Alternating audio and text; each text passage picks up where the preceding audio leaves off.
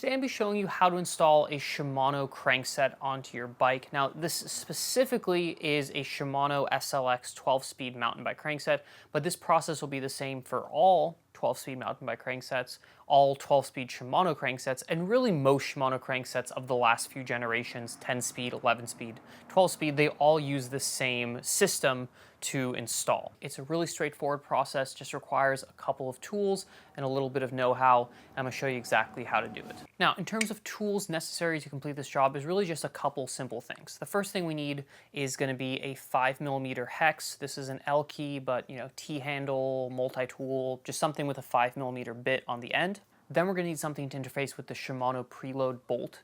Now, unfortunately, this is a proprietary thing to Shimano, so you need this sort of like 8-sided rounded star sort of shape thing. There's a couple of options though, they're both pretty inexpensive.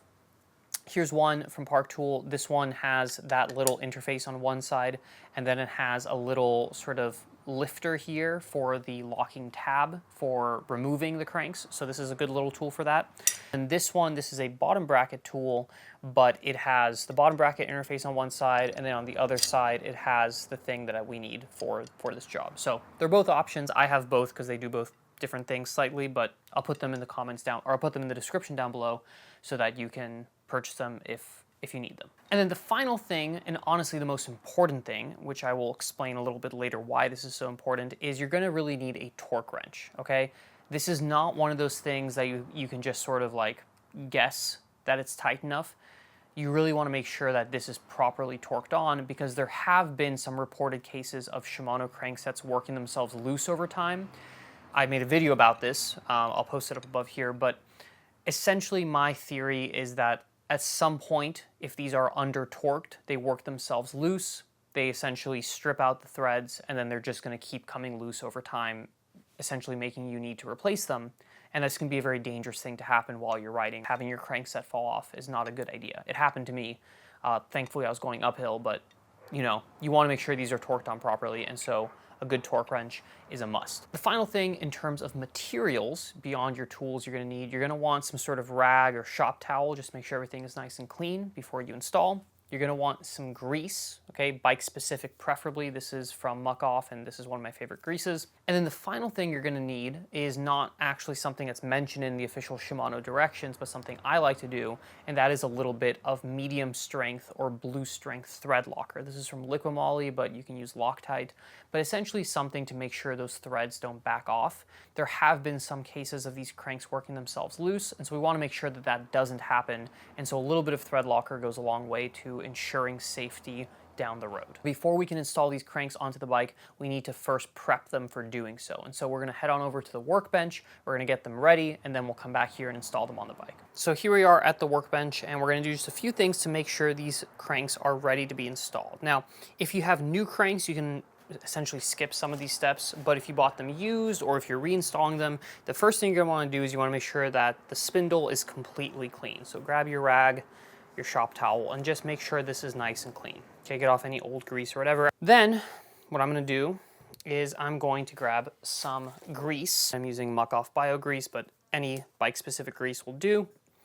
And you can sort of see where the bearings of the bottom bracket actually ride, because these areas are essentially shinier, if you can see right here.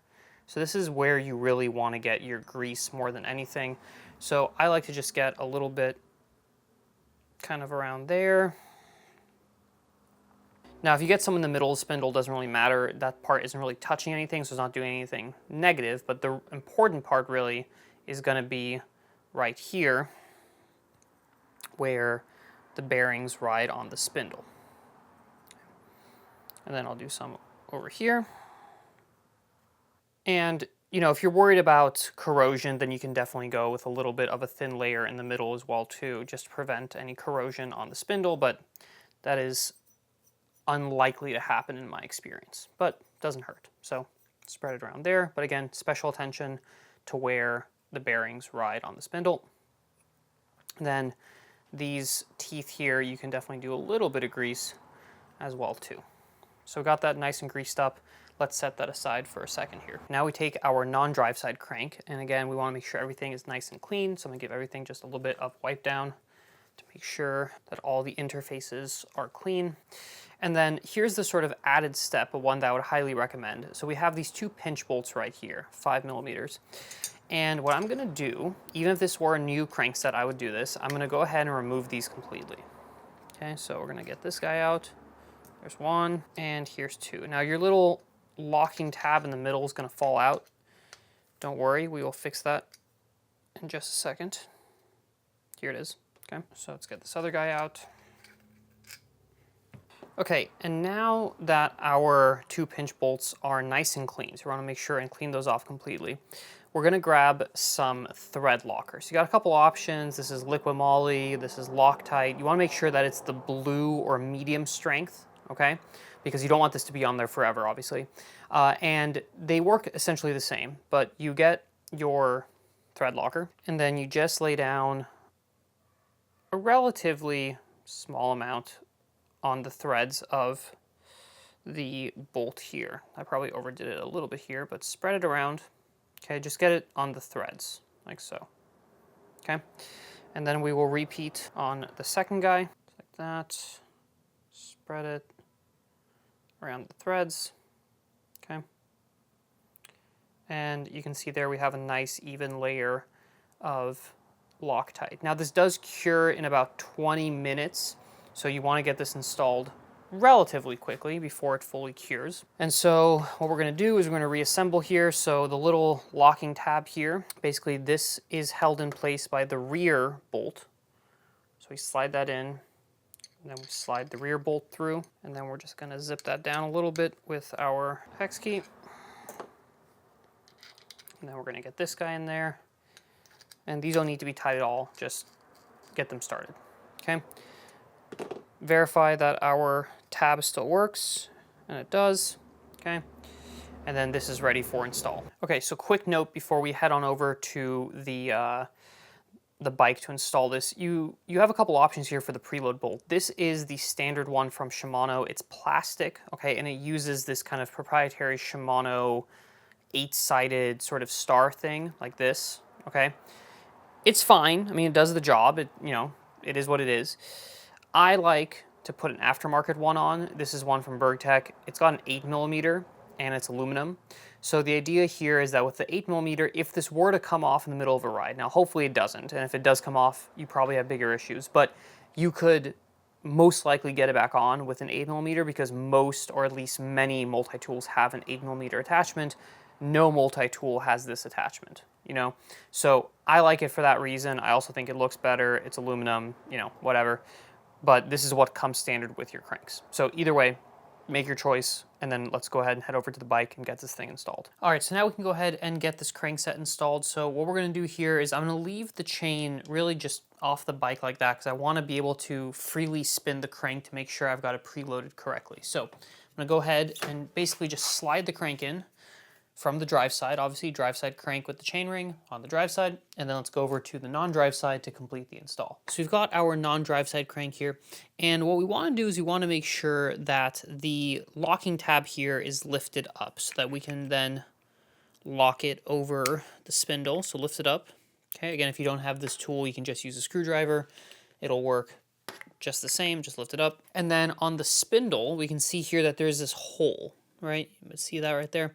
So this hole is going to line up with the little tab on the locking little ring tab thing here. So slide this over, and then you're going to put the tab down. Now, sometimes this doesn't want to go down right away. And what I found is that essentially it just hasn't pulled through quite enough. There we go. So you guys sort of push on the drive side until it goes all the way through. If you're still having trouble, then a quick tip is you can take your preload bolt, you can put it in to preload essentially the crank and pull it through a little bit more, and then this should close down. But close down the locking tab. So what you're gonna do is you're gonna take your preload bolt, whichever one it is, and you're just going to thread it in there real loosely. Make sure you're not cross-threading, okay? Just until it makes contact, okay? That's it for now. So what we're doing with the preload bolt here is essentially just preloading the bearings, right? We don't want there to be a bunch of play. We don't want the bearings bouncing back and forth. So if I set this really loose, right? So if I like loosen this up like that, you'll see play in the crank. You can hear that, right? play, bouncing around, not good, obviously. If you set it too tight, which is what I'll do now, just for the sake of this, if I set it really tight, the cranks will turn, but you see here they won't even do a full rotation before they seize up, and that's not what we want. What we want is we want this just tight enough where it doesn't have any play, but loose enough where the cranks spin freely like this. See that? Nice, smooth spinning cranks. So I got this set pretty well. Let's check that. I still got a little bit of play. I don't know if you can hear that, but still a bit of play. So I'm going to go just a little bit tighter. And there is a torque spec listed on here, but I just ignore that. You're really just doing this by feel. When there's no play, still a bit of play there. When there's no play and it spins freely, you're good. Okay, that feels good play-wise. That's spinning real free. Let me give this one more little... Ooh, just a tiny bit of play still. This is just trial and error until you get it just right. Still spins well. I'm not getting any play. That feels really good to me. Okay, and now we get to the most critical part of this whole install. This is the part you need to do right if this is going to stay on and not give you problems. So we're going to take our 5mm hex, okay, and we have our 2 pinch bolts here. Now the first thing I'm going to do is I'm just going to get them barely tight, okay? So that one's barely tight, so flip this guy around. We'll go this side, just to the point where it's barely touching. Go back to this side. We're doing this as evenly as we can. Sometimes this locking tab wants to pop back up, so make sure it stays down. That side is touching. That side's touching. That side's touching. Okay. Now, we're going to grab our torque wrench with 5mm attachment. And the torque spec here is 12 to 14 Newton meters. I'm going to go for 14, but I'm going to do this in stages just to be extra careful. So I'm going to go, let's go with 8 first, 8 Newton meters. So I'm going to set this guy to 8 Newton meters. And I'm not going to go all the way to 8 just yet. Okay, I'm just going to get it a little bit tighter, like a quarter turn, then go to the other side and go a quarter turn there. And then back to the first side, quarter turn there, back to this side, another quarter turn. Now, important thing, you need to hold your torque wrench near the base, and usually they have something to tell you. So if you read the instructions, they'll tell you where to put your fingers. On this one, there's this knurling, and it kind of says to put your fingers there. Essentially, you just want it to be the same place every time, but in the correct location. If you choke up on it all the way up here, you're not going to be actually getting the right amount of torque that it's set to. You need to hold it at the base, because that's where it's calculated from. And now, we're going to go to 8 Newton meters. There's the click. There's the click at 8. Now go back and check this side again, because sometimes they get loose. 8, 8. Okay. Now I'm going to go up to 11 Newton meters. I'm going to do just a little bit at a time. So I'm not torquing yet. That's 11. And that's 11 too.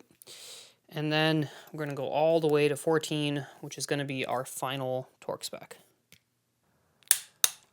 14, 14, and we'll check this side one more time. And final check. And there we go. Let's do one final test here. Let's give it a spin. Spins freely. Check for play. No play whatsoever. We are good to go. All right, final thing we want to do here is we want to take our chain and we're going to put some slack in it by slackening out the rear derailleur. And we'll get it over the chain ring, and there we go. Make sure it shifts well. And job done. So that's it, Shimano cranks installed. Again, this is gonna work for any Shimano 2-piece crank, gravel bike, road bike, mountain bike, doesn't matter. They're all the same, they all have the same preload, they all have the same pinch bolts, it's the same system. It's a really straightforward job at the end of the day, but I really highly encourage you to do it correctly. Like I said, I have had the Shimano crank come off while riding the bike. which I think was due to improper installation either at the factory or at the bike shop I bought this from, but it's something you need to make sure is done properly. So the next time you're swapping out or installing a Shimano crank, do all the steps. Make sure that it's cleaned properly. Make sure you use Loctite. I think that's a great step to avoid potential issues. Make sure it's torqued down properly, and make sure you torque it down in steps. If you do all those things correctly, then you should be good to go for a long time. Periodically check your bolts, make sure that they're good to go. So that's it. Thank you guys so much for watching the video. I hope it was helpful and informative. All of the tools I used are in the description below in case you want to pick any of those up. Again, thank you for watching, and I'll catch you in the next one. See you later.